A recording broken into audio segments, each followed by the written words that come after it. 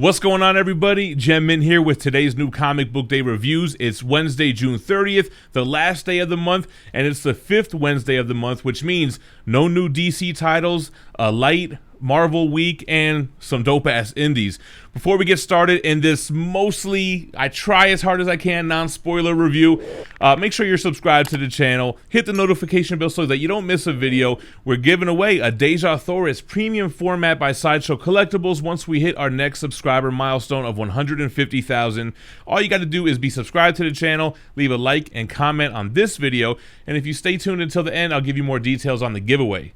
Let's just jump right into it. So let's start with Marvel with Beta Ray Bill issue 4 by Johnson and Spicer. Johnson has been crushing this. The writing, the art, Mike Spicer's coloring is amazing. This picks up where we left off, where Beta Ray Bill with Scourge and Pip the Troll in his scuttlebutt ship, who now has kind of like this robot version of the ship that has become this sentient being. That's the word I was looking for. They end up in this realm, and something happens. Something has attacked this ship, and it's kind of causing these characters to relive their worst fears, their worst nightmares. And Beta Ray Bill, I mean, his whole motivation for this trip is to grab a sword powerful as Stormbreaker was, so that he could transform to his regular self, not his horse face, overly muscular form. So he's having visions of him being transformed. It gives a flashback to the Walter Simonson run when he first meets Thor, and it's just an overall great issue. This has been such a fun mini series that I've been enjoying, and a nice hook at the end here of a major Thor character who's going to get involved and try to stop Beta Ray Bill from accomplishing his goal. Great series. I can't wait to see how it ends. Then we're on to Daredevil issue 31. This is by Zdarsky, Hawthorne, D, Benedetto, and Menez. So, you know, Daredevil's been a little kind of like, all right, give me something new already. We've had Elektra as Daredevil for a while now. Matt Murdock serving out his prison sentence in jail as Daredevil. Nobody knows he's Matt Murdock. His brother's running around town pretending to be Matt Murdock. And what's going on here? Everybody's going for that new Kingpin. I forget what her name is, the older woman. Izzy, I think it is. All signs are pointing to her. I don't know. It's just okay. I'm ready for like a change of pace with Daredevil. The art style is great. I like the costume design on Elektra Daredevil. But this issue, I mean, it wasn't bad. I guess just the bar is so high for Chip Zdarsky and anything he's doing right now, especially his baby, Daredevil, which he's been on for, like I said, 31 issues already. It wasn't bad, but it just didn't blow me away. Then we have The Marvels, issue 3. This is the new series by Kurt Busiek, who's joined by Yildiray Cinar and Richard Isanov. Sorry if I mispronounced those. So this is kind of like an excuse to have any characters, any storyline, any time, any point in the MCU or the Marvel 616 or whatever, and it's an excuse to be able to draw from anything to do whatever you want. So this one kind of plays with this kind of alternate reality where young Reed Richards and Benjamin Grimm are recruited by, what is it, the Russians? I don't even know what's going on here. It was kind of like an Elseworlds tale. We have the Fantastic Four life story going on, so it kind of felt like that in a sense on this alternate take on Reed, and basically trying to get to the bottom of pre-hero monsters. So these like Marvel monsters from like Tales to Astonish and Tales of Suspense prior to the coming of Fantastic Four, and studying them and finding the government growing them and creating them and all that kind of stuff. So it's kind of an interesting premise, but this book is literally all over the place, and it's meant to be that way, but I'm just not really digging it. It doesn't really have a strong enough focus for me. Then we're on to Shang-Chi issue 2. It's called Shang-Chi vs. Captain America. This is by Jean Luyến Yang, Dyke Ruan, and Triana Farrell. So this one was okay. I mean, Shang-Chi has inherited his father's organization, his cult, which kind of is borderline bad guys, and he actually goes to this auction for bad guys representing this clan.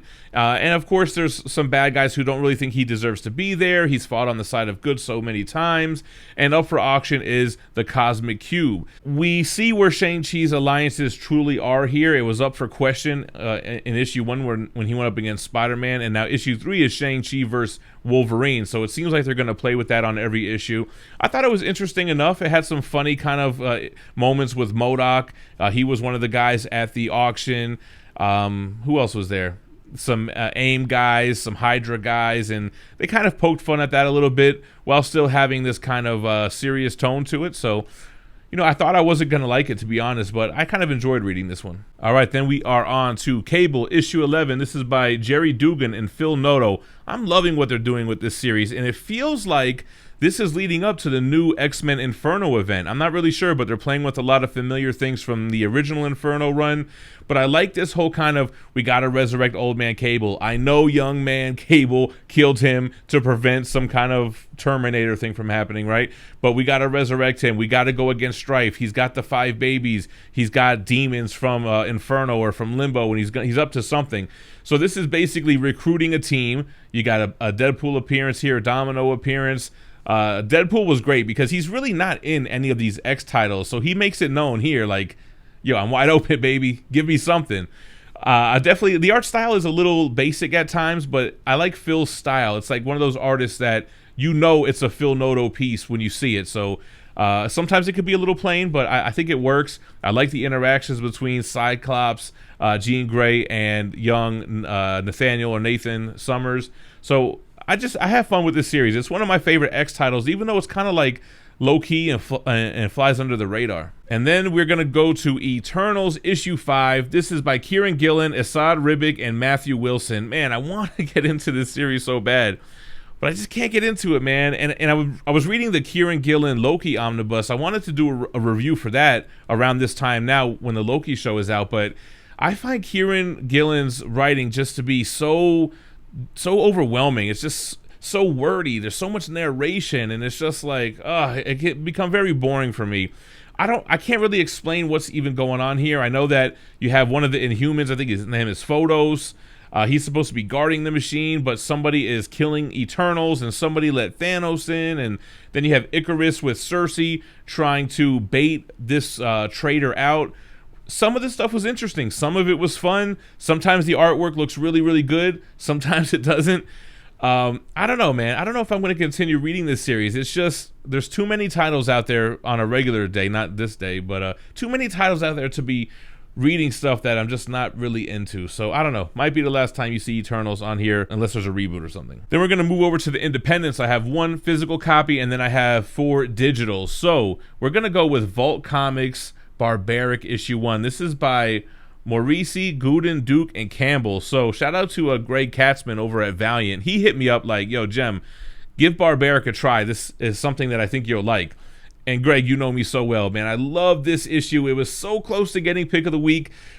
Basically, think it's kind of like Berserk, right? It's kind of like that same type of vibe. You have this barbarian type of character. He has this axe that has a face and a mouth, and it talks, and it has bloodlust, and it wants him to kill people, and it wants to drink on the blood. But the barbarian is cursed. He was cursed by these 3 witches, kind of like the 3 witches from Hercules, where he has to help and do good, and he can't kill innocent people. So he has to basically ask permission from his axe before he kills people, and he can only kill really bad people. It's vulgar, it's gory, there's sexual stuff going on there.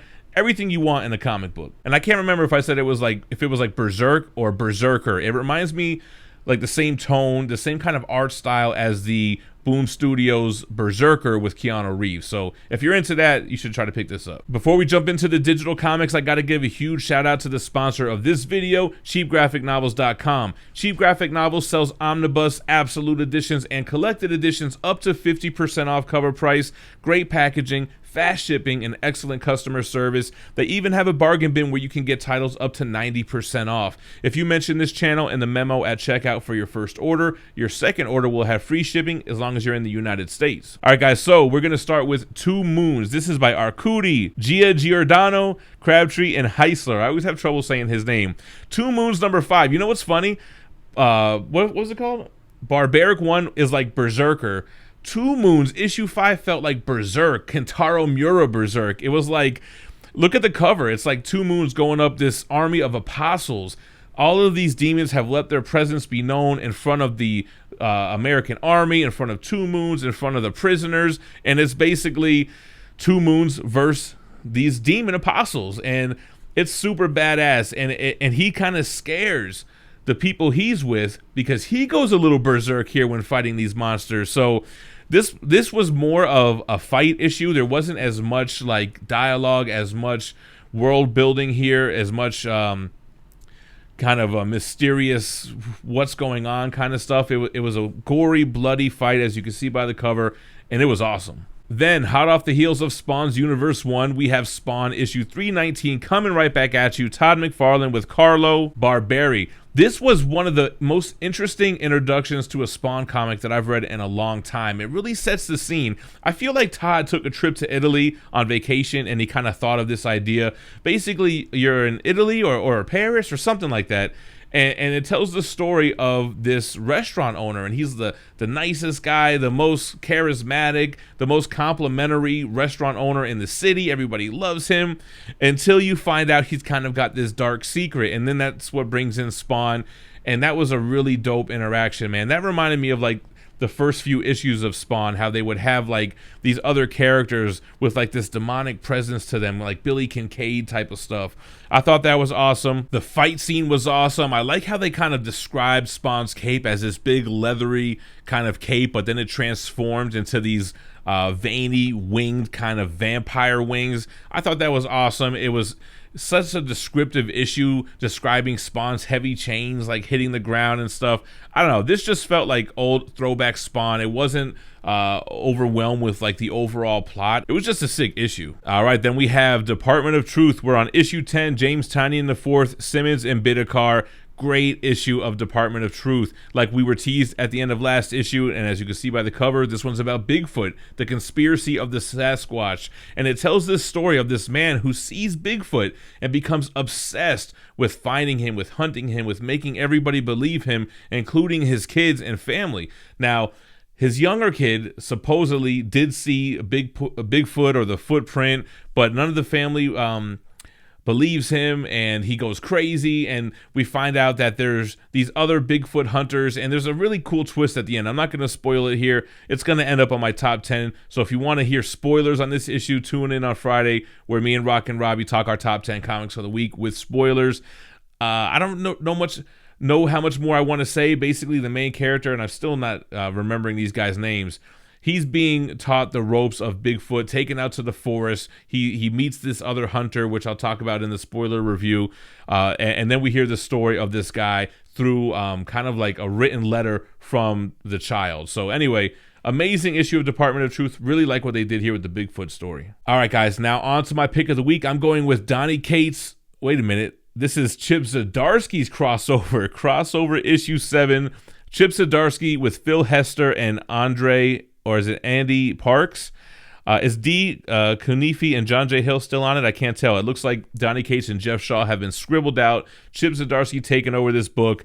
He's missing on the cover here. This was just such a fun, amazing issue. It reminds me of like stuff that Grant Morrison did back in the day with Animal Man. Basically here what you have is people are hunting down comic book artists, right? Comic book characters burst onto the world. They cause all this kind of chaos and destruction. So obviously people hate comic book creators. So Chip Zdarsky's on the run. Now, being that comic book characters are coming to life, Chip Zdarsky wrote himself into an issue of Sex Criminals with Matt Fraction, or I should say he drew himself into it. Matt Fraction was the writer on that. So there's a comic book version of Chip Zdarsky and a real world version of Chip Zdarsky, and it is insane. The scenes this guy wrote with himself borders on Loki action, if you feel me, or if you follow me. Definitely going to be talking spoilers about this Friday, so make sure to stay tuned for that. But crossover was not like any other issue. It was super fun, interesting. It was a page turner, and I just loved it, man. So, like I said, guys, it was a thin week. Let me know what your pick of the week was in the comments down below. That's what's going to enter you into the giveaway. Once we hit the next subscriber milestone of 150K, we're going to go live on a following Sunday, pick a random video where I promoted the giveaway, and use a random YouTube comment generator to draw a worldwide winner for this Deja Thoris premium format by Sideshow. The more videos that you comment on, the better chance that you're going to be in the video that I pick, and then you got to pray to the randomization gods on that one. As always, I appreciate you guys watching. Don't go anywhere. Check out last week's Top 10 with Rock and Robbie for full-on spoilers on my top 10 favorite books of the week, and check out last week's new comic book day reviews if you missed them. Stay minty fresh. Peace.